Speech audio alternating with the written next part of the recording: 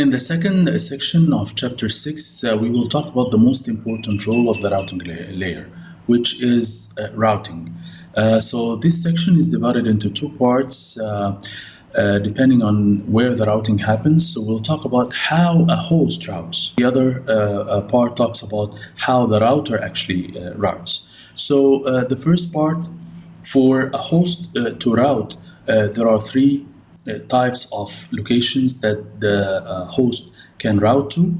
Whether it routes to itself, which means that it routes to a special address, which is 127.0.0.1, which is what we call loopback address, or it routes to another local host on the local area network, on the same local area network like PC1.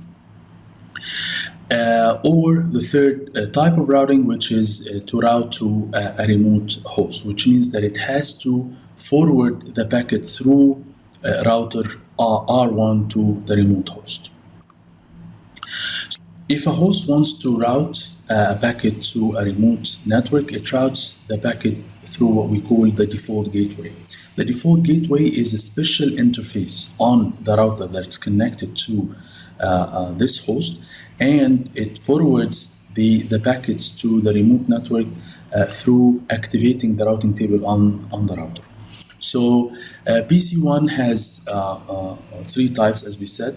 There are the direct connection through loopback, and there are local network route, which is which activates any destination on the same local area network, or the local default route, which is the router through. So how does a host figure out whether or not to forward the packet through the default gateway? So in that case, the routing table on this router is divided into three major parts. There is the special address inside the loopback to this host, which is what we call 127.0.0.1, which is refers to the direct connection. There is the default network route, which activates automatically the route to any host on the local area network. And there is the default gateway route, which activates the route through the default gateway to go to the remote network. So this is how the routing table inside the host looks like. To get this routing table, we simply run the netstat command. So if we can just go through a window and netstat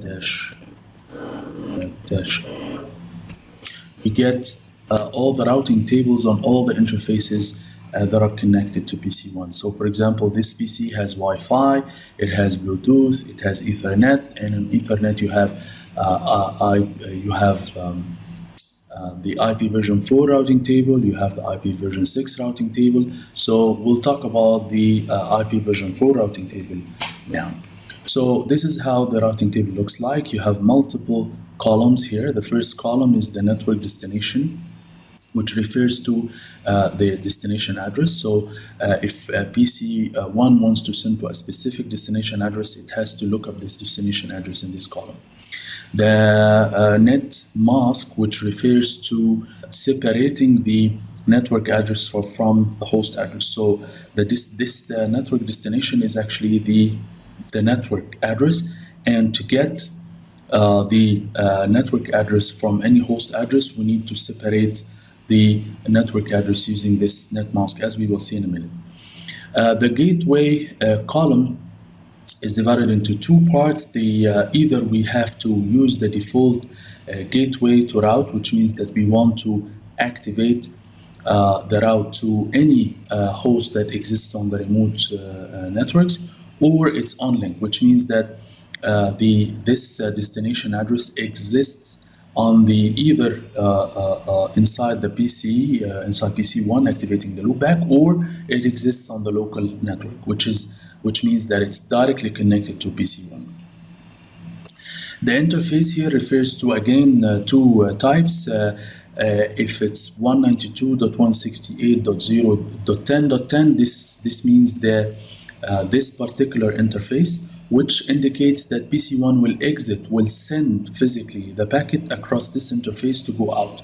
Where if it goes out, It either goes to the local area network or it goes through the default gateway to the remote host.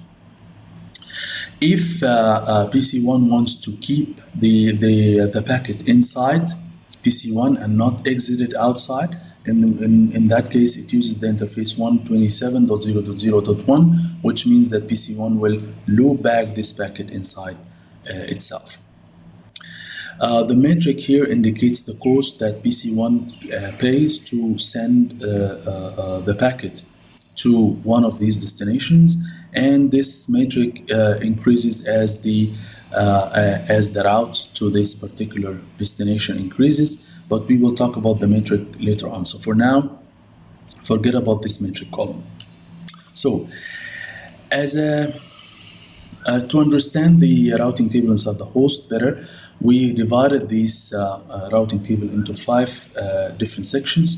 As we can see in the yellow section here, this refers to the default route that the PC1 uses to send any packets to any destination that exists on the remote network, which means that this is the default route in case the destination address does not match any of the rows of any of the remaining rows in all the other sections.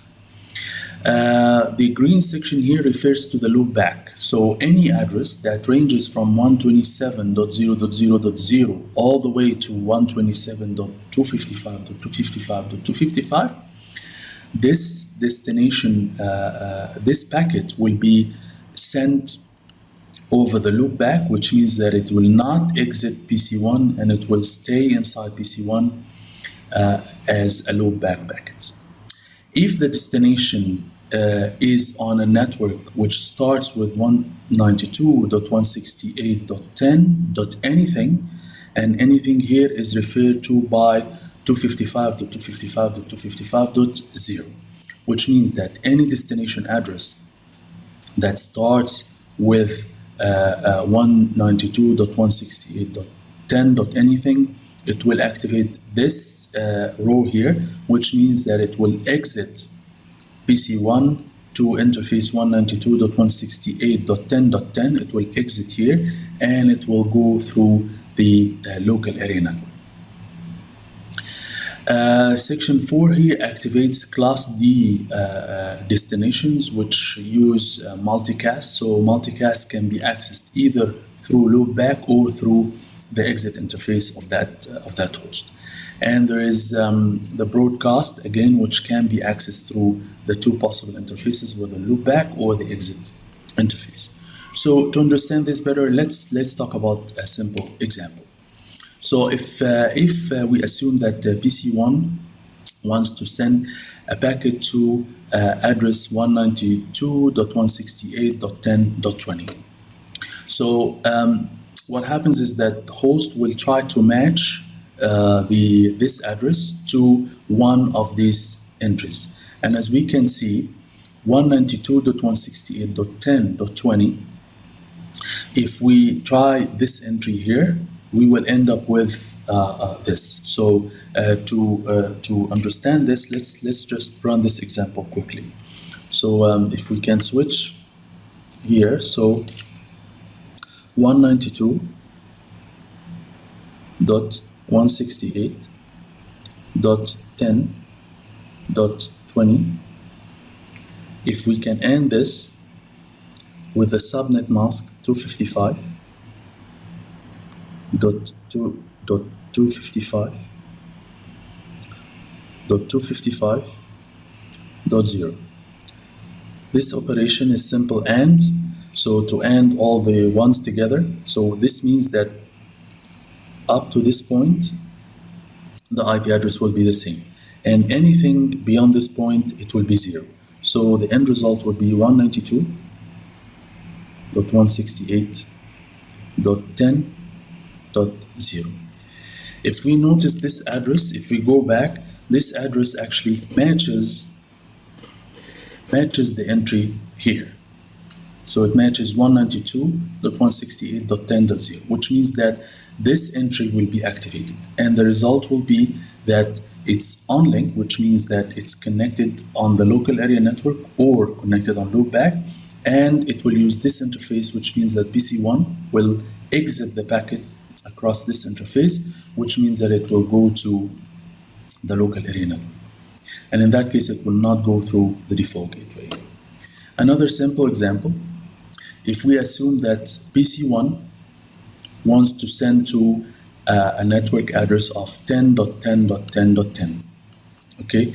So in that case, if we look at these entries here, and we try to match this with any of these entries, we will find that it will not match any of these entries, in which case it only matches this entry, which is 0.0.0.0, and it matches this destination address, which means that only this row will be activated, which means that it will go through the default gateway on interface 192.168.10.1, which is this one, and it will exit from this interface to the default gateway, and then it activates the routing on router 1 side, which is what we will talk about in a minute.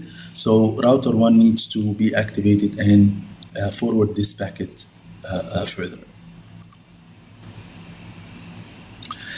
So for IP version 6, as we can see here, the routing table is much simpler, as we have discussed before.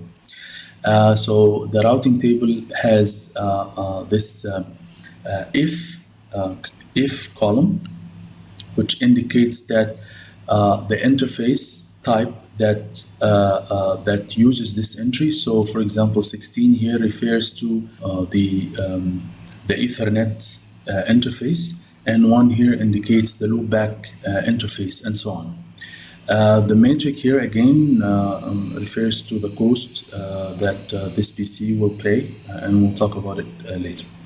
And this network destination and how it's divided, which again we will talk about later, because each of these addresses will mean something, whether it's loopback or broadcast or unicast to a particular IP version 6 address, and so on.